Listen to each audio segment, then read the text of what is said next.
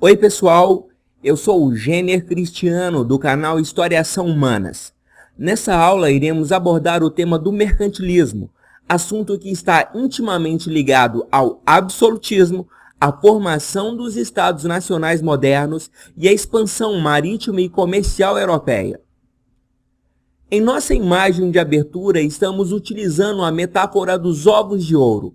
Isso sugere que o mercantilismo está ligado à economia, ou mais especificamente aos mecanismos de geração de riqueza criados pelos Estados nacionais europeus entre os séculos XV e XVIII. Para deixar as coisas bem claras logo de início, vamos apresentar a definição de mercantilismo. O mercantilismo foi um conjunto de práticas econômicas criadas pelos Estados europeus na época do absolutismo e da formação dos Estados nacionais. Seu principal objetivo era promover o fortalecimento e enriquecimento dos Estados europeus e, consequentemente, aumentar o poder absoluto dos reis. O contexto histórico do mercantilismo foi a expansão marítima e comercial europeia, a partir do século XV, tendo perdurado até o século XVIII. A partir de agora, vamos analisar as características fundamentais do mercantilismo. Em primeiro lugar, o mercantilismo é caracterizado por uma rigorosa intervenção do Estado na economia, ou seja, não existe liberdade para o exercício das atividades econômicas. Tudo é controlado pelo Estado. Em segundo lugar, o mercantilismo cria monopólios comerciais. Ou seja, as atividades econômicas mais lucrativas são uma exclusividade do rei. Somente o rei tem o direito de explorar as atividades econômicas de maior interesse. Esses monopólios eram concedidos em regime de exclusividade para comerciantes ou companhias de comércio, que recebiam o direito de explorar determinadas atividades econômicas em troca do pagamento de um imposto ao rei. No mercantilismo ocorreu o incentivo ao comércio e à produção de manufaturas com o objetivo de fortalecer o Estado. O crescimento do comércio era um caminho para enriquecer o Estado. Quanto mais rico fosse um Estado nacional, mais forte seria o seu exército e maiores seriam suas possibilidades de expandir os territórios sob o seu domínio. Aqui vai uma observação muito importante. Não existia um padrão na política mercantilista, ou seja, cada país adotou a prática mercantilista que melhor se adequava às suas necessidades e interesses. É por isso que Portugal, Espanha, França e Inglaterra criaram cada um a sua própria forma de desenvolver a política mercantilista. Em nosso próximo vídeo, iremos analisar as principais práticas mercantilistas. Muito obrigado pela sua atenção e até a nossa próxima aula. Oi pessoal, eu sou o Gêner Cristiano do canal Historiação Humanas e essa é a parte número 2 de nossa série de vídeos sobre o mercantilismo. Nesta aula iremos analisar as principais práticas mercantilistas adotadas pelos Estados nacionais modernos. Começaremos falando do metalismo, também conhecido como bulionismo. O metalismo era uma prática mercantilista que defendia o princípio de que o poder e a riqueza de um Estado consistiam na quantidade de metais preciosos que ele conseguia acumular, principalmente ouro e prata. Os principais estados absolutistas que desenvolveram essa prática mercantilista foram Espanha e Portugal. Os espanhóis foram os responsáveis pela retirada de toneladas de prata de suas colônias na América. Os portugueses fizeram a mesma coisa, retirando toneladas de ouro de sua colônia americana, que mais tarde deu origem ao Brasil. A partir de agora, vamos analisar a balança comercial favorável. Preste bastante atenção. Uma balança comercial favorável é obtida quando o valor das exportações, as vendas para o exterior, era superior às importações, Compras realizadas no comércio internacional. Preste atenção de novo, eu disse valor e não quantidade. O valor obtido nas vendas para o exterior precisa ser maior do que o valor das compras realizadas nos países estrangeiros. O que conta é o valor positivo quando são contabilizadas as vendas e as compras. Por exemplo, se o Brasil vender para o exterior um valor de 100 bilhões de dólares e comprar nos países estrangeiros o valor de 95 bilhões de dólares, teremos uma balança comercial favorável no valor de apenas 5 bilhões de dólares. Outra forma de se obter uma balança comercial favorável era comprando os produtos a um preço baixo e depois vendendo-os a um preço mais caro no exterior. Nosso próximo ponto de análise é o protecionismo alfandegário. Protecionismo alfandegário significa elevar as barreiras tarifárias, ou seja, aumentar os impostos para os produtos estrangeiros. O objetivo dessa prática mercantilista era fazer com que os produtos estrangeiros ficassem mais caros. Nessa situação, a concorrência com os produtos nacionais é evitada, fortalecendo a economia e os produtos comercializados no mercado interno. Em nossa próxima aula, iremos analisar a produção de manufaturas e a criação das companhias de comércio. Se você gostou desse vídeo, curta a nossa aula, deixe seu comentário e inscreva-se em nosso canal. Muito obrigado pela sua atenção, um abraço e até o nosso próximo vídeo. Oi pessoal, eu sou o Jenner Cristiano do canal História e Ação Humanas e essa é a parte número 3 de nossa série de vídeos sobre o mercantilismo. Nessa aula daremos continuidade à análise das principais práticas mercantilistas adotadas pelos Estados nacionais modernos entre os séculos XV e XVIII. Vamos começar falando sobre o incentivo dado à produção de manufaturas. A primeira coisa que nós precisamos saber é o significado de manufatura. As manufaturas eram produtos artesanais, produzidos manualmente, ou seja, eram mercadorias feitas à mão. Porém, esses produtos manufaturados eram desenvolvidos com uma grande divisão e especialização do trabalho. Isso significa que várias pessoas estavam envolvidas no processo produtivo. Cada pessoa realizava uma tarefa específica, fazendo com que houvesse a divisão de cada parte da produção. Ao mesmo tempo, os trabalhadores se especializavam na parte do trabalho que era de sua responsabilidade. Alguns estados nacionais europeus incentivavam a produção de manufaturas porque elas tinham maior valor comercial do que os produtos de origem agrícola. A melhor forma de entender isto aqui é com um exemplo. Os tecidos produzidos pela Inglaterra são um exemplo de produtos manufaturados. Os tecidos tinham maior valor comercial, custavam mais caro do que os vinhos produzidos pelo Estado Nacional de Portugal. Então lembre-se disso. Nesse período histórico que estamos analisando, os produtos manufaturados custavam muito mais caro do que os produtos agrícolas, gerando riqueza para os estados nacionais que adotavam essa prática mercantilista. Agora vamos falar sobre o incentivo à produção naval. Essa prática mercantilista é bem fácil de entender. Incentivo à produção naval nada mais é do que o estímulo à fabricação de navios. Veja bem, durante o contexto histórico da expansão marítima, dominaria o comércio o estado que possuísse as embarcações mais rápidas, resistentes e protegidas contra os ataques dos piratas. Nesta época, a única forma de sair de um continente e chegar em outro para comprar e vender mercadorias era pelo transporte marítimo. O país que tivesse a maior frota de navios teria muito mais condições de dominar o comércio internacional. Por isso, o incentivo à produção naval foi tão importante para o desenvolvimento das práticas mercantilistas e para o enriquecimento dos estados nacionais europeus. E, por fim, vamos explicar a prática mercantilista que consistia na criação de companhias de comércio. Primeira pergunta a ser feita nesse momento: o que é uma companhia de comércio? As companhias de comércio eram formadas por grandes agentes comerciais, tais como banqueiros e grandes burgueses que se dedicavam ao comércio internacional. Eles se juntavam para explorar o comércio de alguma mercadoria que exigisse uma grande quantidade de recursos.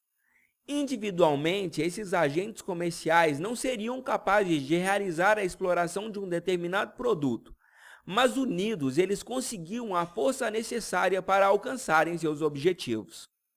Esses grandes homens de negócio que formavam as companhias de comércio recebiam do rei a concessão para explorar determinados produtos em regime de monopólio. Monopólio significa exclusividade, ou seja, somente as pessoas autorizadas pelo rei poderiam explorar as terras em uma colônia que estivesse sob seu domínio. Em troca da concessão feita, essas companhias de comércio eram obrigadas a entregar parte de seus lucros ao rei, na forma de pagamento de impostos. Ou seja, o rei tinha gastos e riscos mínimos na exploração de grandes atividades econômicas. Todo o custo e risco do negócio ficava por conta das companhias de comércio. O rei recebia cerca de 20% dos lucros em forma de pagamento de impostos, e assim tornava o seu Estado Nacional cada vez mais rico com a adoção dessa prática mercantilista. Em nossa próxima aula, iremos analisar uma das principais características da política mercantilista. Trata-se da aplicação do Pacto Colonial, também conhecido como colonialismo. Terminamos nossa aula por aqui. Um forte abraço e até a nossa próxima aula. Oi, pessoal. Eu sou o Gêner Cristiano, do canal História e Ação Humanas, e essa é a aula número 4 de nossa série de vídeos sobre o mercantilismo. Neste vídeo, iremos analisar uma das principais práticas mercantilistas. Vamos falar especificamente sobre o Pacto Colonial. Então, vamos ao início de nossa aula. Para explicar o funcionamento do Pacto Colonial, que também é conhecido como colonialismo, iremos explorar este infográfico. Em destaque, nós podemos observar que existe uma relação estabelecida entre colônia e metrópole. A metrópole representa o país europeu que estabeleceu a dominação em alguma região fora de seu território. Nesse exemplo específico, Portugal irá representar a nossa metrópole. A colônia é, portanto, a região dominada por um Estado nacional europeu. Na época do mercantilismo, entre os séculos XV e XVIII, a principal área colonizada foi o continente americano. Por isso, nesse exemplo, chamaremos a nossa colônia de Brasil. No Pacto Colonial, a colônia tem uma função bem definida, ou seja, a sua atividade econômica é especializada para a produção de mercadorias específicas. Ela tem como função principal fornecer produtos agrícolas e metais preciosos para a sua metrópole. Como exemplo, podemos citar a exploração de pau-brasil, da cana-de-açúcar e a extração de ouro da colônia brasileira pela metrópole de Portugal. A colônia não possuía recursos próprios para desenvolver sua economia. Por isso, ela era dependente dos investimentos externos feitos pela metrópole. A atividade econômica na colônia tinha algumas características mais ou menos padronizadas. Em primeiro lugar, temos a monocultura e o latifúndio, que, por sua vez, representam o cultivo de um único produto agrícola de cada vez em uma grande extensão de terra. Essa produção era voltada para a exportação, ou seja, voltada para atender às necessidades do mercado consumidor da metrópole. Outro elemento fundamental no Pacto Colonial foi a utilização da mão de obra compulsória. Mão de obra compulsória significa trabalho obrigatório. Nas colônias americanas, a principal mão de obra compulsória utilizada foi a dos escravos indígenas e, posteriormente, dos escravos africanos. Outro ponto importante dessa relação era a produção de produtos manufaturados na metrópole. Estes produtos eram vendidos na colônia. Na verdade, tratava-se de uma imposição, pois a colônia era obrigada a consumir todos os produtos que tinham origem em sua metrópole. Além disso, não podemos esquecer que a metrópole europeia explorava a sua colônia em regime de exclusividade, ou seja, somente a metrópole tinha o direito de comprar, vender ou explorar qualquer atividade econômica dentro do território de sua colônia. Por isso, nós falamos em monopólio.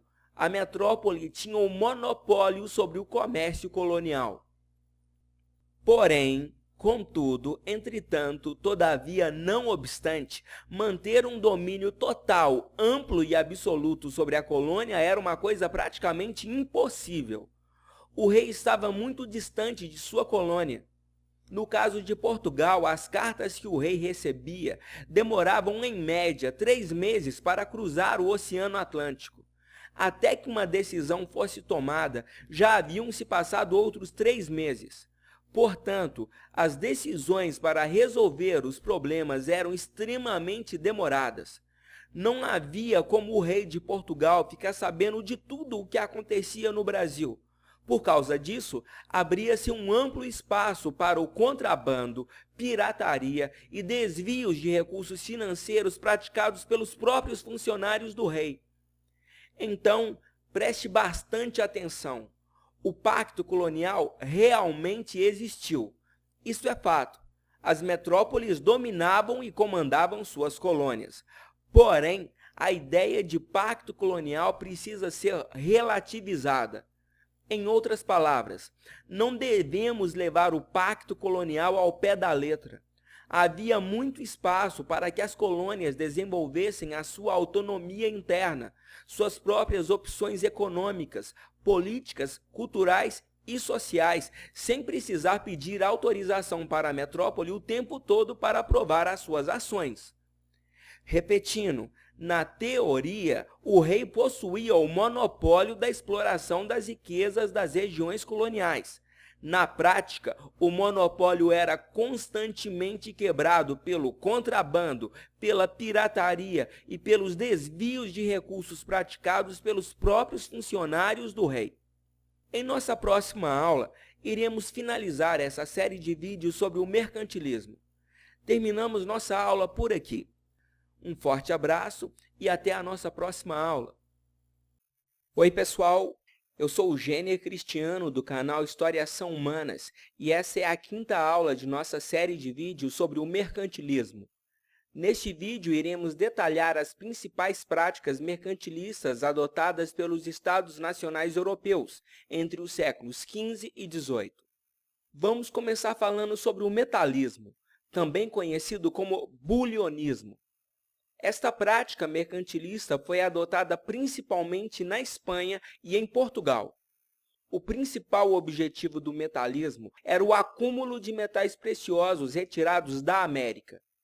O metalismo defendia a ideia de que quanto mais ouro e prata um Estado nacional conseguisse acumular, mais rico ele seria.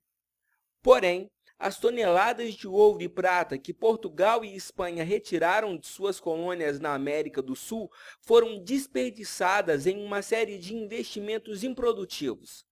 Muito dinheiro foi gasto na realização de guerras e na construção de castelos luxuosos. O uso inadequado dessa riqueza fez com que Espanha e Portugal fossem rapidamente superados por outros estados nacionais europeus. Agora vamos falar sobre o industrialismo, que também é conhecido com o nome de colbertismo. Essa prática mercantilista foi adotada principalmente pelo Estado Nacional da França. Na França, o industrialismo teve as seguintes características. Em primeiro lugar, houve um grande incentivo para a produção de manufaturas.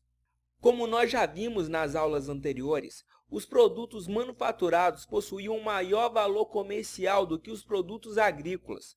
A França investiu principalmente em manufaturas relacionadas aos artigos de luxo.